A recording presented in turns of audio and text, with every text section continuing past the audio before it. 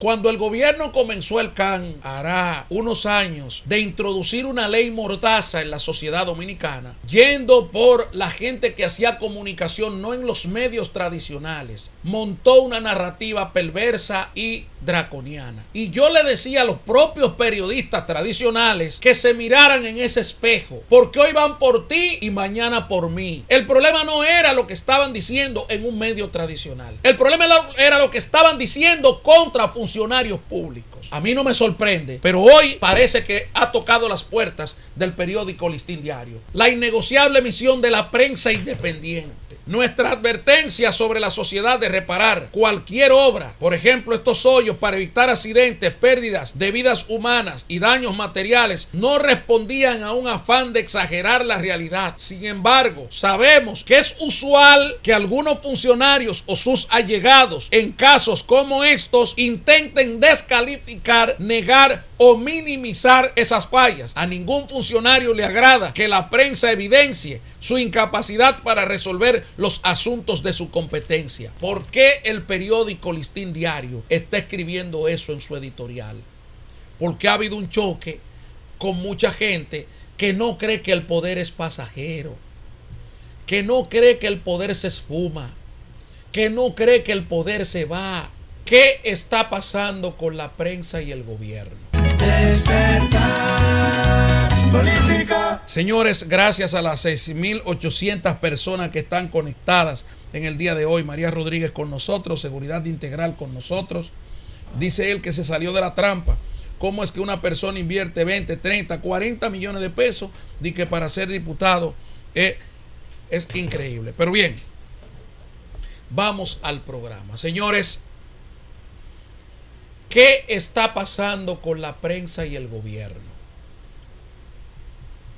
Cuando el gobierno comenzó el CAN, hará unos años, de introducir una ley mordaza en la sociedad dominicana,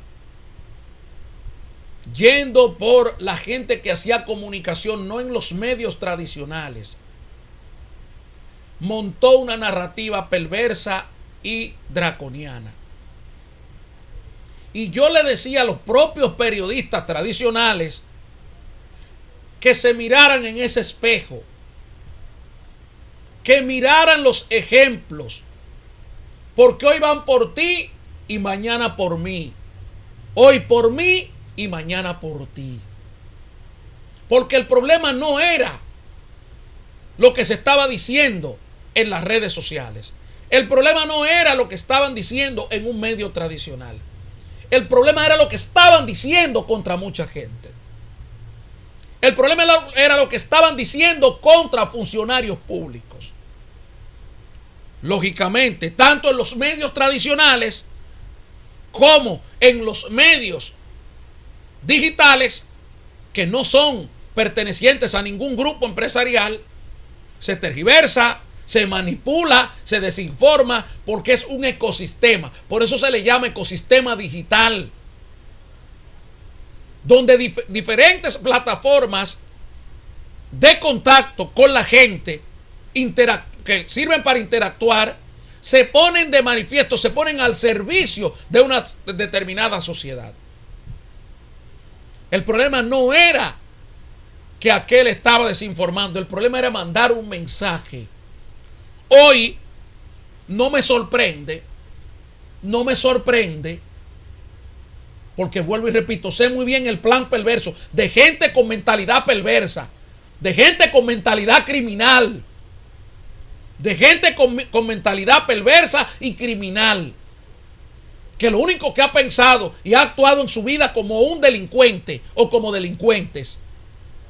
A mí no me sorprende, pero hoy parece que ha tocado las puertas del periódico Listín Diario.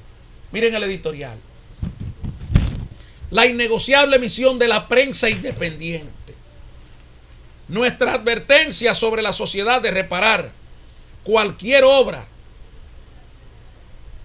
por ejemplo estos hoyos, para evitar accidentes, pérdidas de vidas humanas y daños materiales, no respondían a un afán de exagerar la realidad. Sin embargo, sabemos que es usual que algunos funcionarios o sus allegados en casos como estos intenten descalificar, negar o minimizar esas fallas.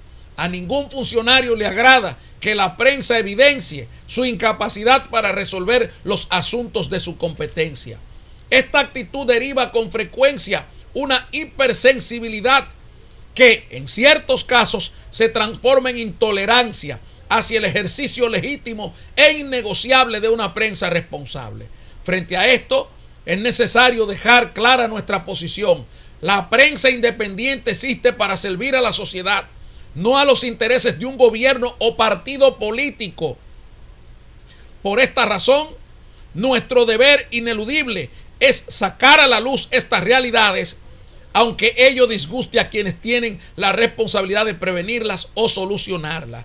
No podemos ni debemos actuar de forma adocenada o limitada. Nuestra vigilancia es un pilar de la democracia y servicio público que no está sujeto a ninguna negociación.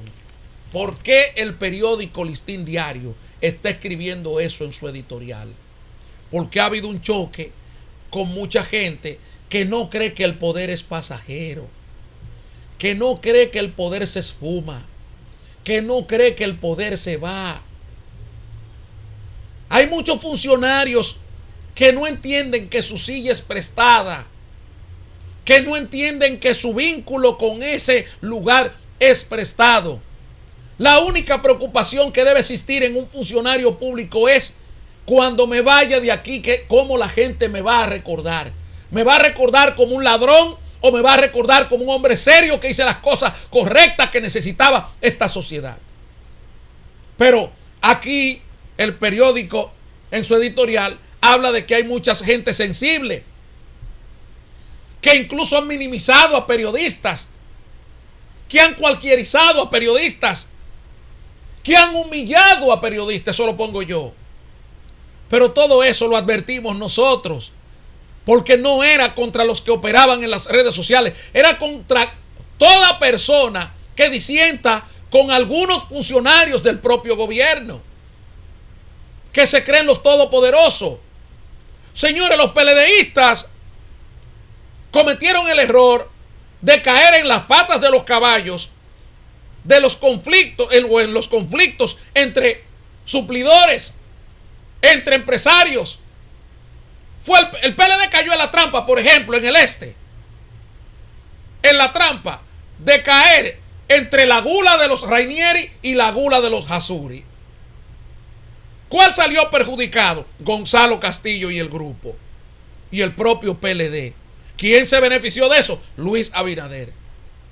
Pero volvemos a la lectura al revés. Volvemos a la contrainteligencia o a la inteligencia delictiva. ¿Qué tiene que hacer un gobierno para no caer en ese juego?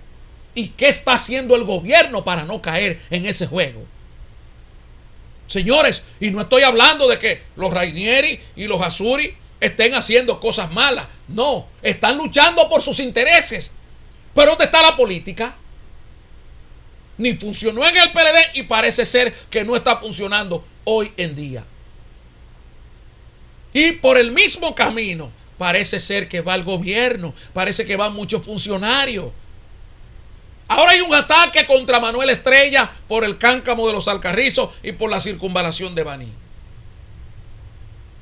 Y ahora veo un ataque dirigido con razón, porque esa carretera, ustedes vieron en la situación que está, pero también es aprovechado.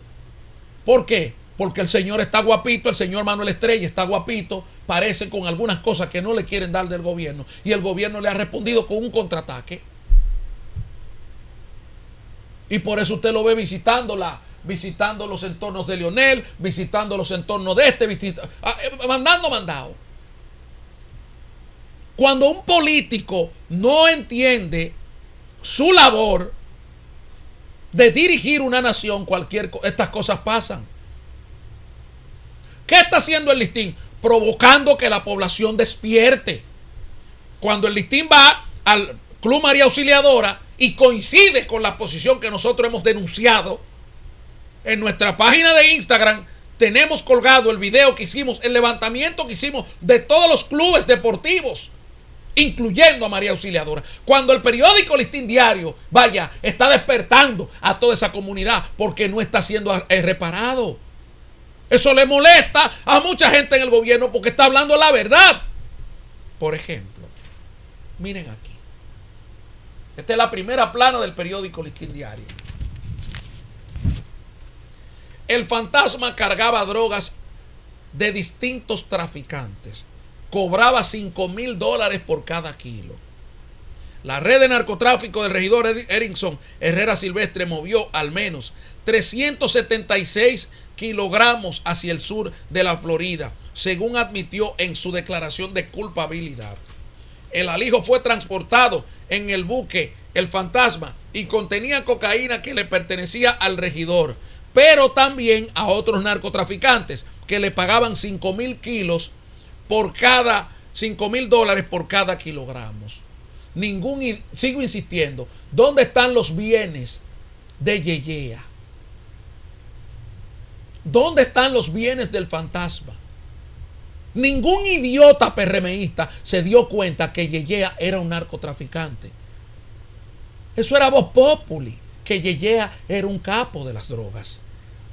Eso era voz populi, pero ahora han montado una narrativa. Ahora es culpar, no, que hay PLDistas también sometidos por narcotráfico. Y ustedes no eran el cambio. Digo, dice el bandido un bandido que hay ahí que es colombiano, ahora se nacionalizó dominicano, no puede hacer lo que hace aquí en Colombia porque no tiene ningún tipo de credibilidad. Dice ese bandido que se montaron en la ola del cambio, en el concepto del cambio, que el 70% de los dominicanos quería un cambio y ellos se montan ahí sin saber por dónde iba. Mira, dale, móntate en esta guagua, huye. Y cuando tú te montas, no es para venir, no, doctor, es para Santiago que vamos. Así fue que montan a esta población, a este conuco con bombillos, a este grupo de vacas y chivos, lo montaron en una vaina de cambio. Bueno, entonces el cambio no se sabe si era en un camión mecánico que pasaba cambio, pero estamos hablando de cambio. Entonces, esas cosas molestan. Ustedes saben qué es lo que le está molestando al PRM, que hoy hay un cuestionamiento. Y qué bueno del editorial, hay un cuestionamiento sobre esta publicación. Regidor cobraba a otros narcos por droga movilizada. Escondió el alijo. Uno de los documentos del caso en Estados Unidos señala que las autoridades intentaron detener el automóvil cuando ya se encontraba en movimiento, pero le fue imposible y la persona pudo huir en el momento. El narcotraficante conducía el vehículo donde escondió 10 kilos de cocaína en un cubo de basura localizado en la parte trasera de un negocio. Ese narcotraficante es identificado como José Eduviges Aponte Torres, el tercer hombre imputado en la acusación del regidor y el general retirado de la Policía Nacional, William Durán Jerez. Aponte Torres fue el primero de los acusados en firmar un acuerdo de culpabilidad y colaboración con las autoridades norteamericanas. Los documentos del general retirado señalan que era propietario de 50 kilos.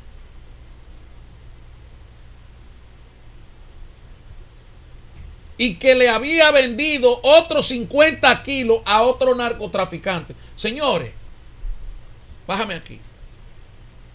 En la capital ese general tiene propiedades. ¿Por qué no se identifican? ¿Y por qué no se identifican los testaferros de este señor? Es el cuestionamiento que la sociedad se está haciendo. No es que aquí ahora no hay impunidad, que aquí lo entregamos. Hay gente ahí que nunca le han puesto una esposa. Esos tipos, el general y Yeyea, nunca ustedes vieron esos tipos presos con una esposa, como vieron a Jean Alain, como vieron a Gonzalo Castillo, como vieron a Andrés Bautista. Nunca, señores, nunca. ¿Por qué? Porque el beneplácito de la autoridad le permitió que ellos se fueran, tranquilito en un vuelo comercial y a vacacionar para Estados Unidos. Allá vacacionaron y no hay ningún tipo de problema. Allá sí, allá desde que llegaron arrestados con una esposa en la mano. Venga, que usted está preso por delito de narcotráfico. Lo que no hicieron en este país, lo que no han hecho en este país, el beneplácito con lo que se trata, con lo que tratamos a los narcotraficantes en este país, no es el mismo que el trato que le dan en Estados Unidos. Aquí hay un problema. Esto es un problema para la sociedad política partidaria de este país. Pero dice que Durán Jerez fue el director de la Seguridad Preventiva de la Policía Nacional y también fue supervisor de la Junta Central Electoral. Fue puesto en retiro en el año 2009 por el entonces presidente Leonel Fernández por antigüedad en el servicio. Él fue puesto en retiro por otras cosas. Pero como en este pueblo una noticia mata a la otra. Y miren en lo que están cambiando radicalmente de tema. Profesores y ADP y Ministerio de Educación en Boca Chica. Ahí hay 55 escuelas donde los estudiantes no están recibiendo clases. Díganme si en España, si en Estados Unidos, si en Francia usted encuentra este desorden. Y en la magnitud que lo encuentra. Porque en España, en Estados Unidos y en Francia, usted lo encuentra de otra manera, pero por lo menos tienen la garantía de que el estudiante vaya a la escuela. Aquí no. Aquí tenemos precariedades. Aquí en cualquier momento te le dan un poco de leche al niño y te lo intoxican. Hay que salir con un grupo de niños para el hospital que tampoco sirve, que tampoco funciona. Un desorden. Yo digo que este pueblo camina porque creemos en Dios y en la Virgen de la Altagracia. Miren en lo que estamos. En un simulacro. En un simulacro. Mueven en simulacro a cerca de 2 millones. Yo hubiese querido que esos 2 millones usted lo hubiese movido en el Yexet. Gente sin experiencia aplastando gente ahí, que eso da pena hablar de eso. Esta es una sociedad que va mirando el día a día de lo que está ocurriendo. ¿Cuál es la respuesta? Rápida. Conani asume la custodia de niñas en Jarabacoa. Bueno, yo quisiera preguntar por la custodia de las niñas que Abril ha traído aquí. Ha cuestionado al Conani recientemente. En Jarabacoa ya la asumieron. Eso es lo rápido. Eso es lo rápido. Y miren aquí por debajo de la mesa. Por debajo de la mesa, finalmente. Efectos del clima causan escasez y alza en el precio del plátano. Eso es para cuadrar un negocio de exportación masiva. No recuperar el campo dominicano. Es un negocio masivo ahora. De importación primariamente de plátano. Y ahí colándote todo lo que se necesite importar.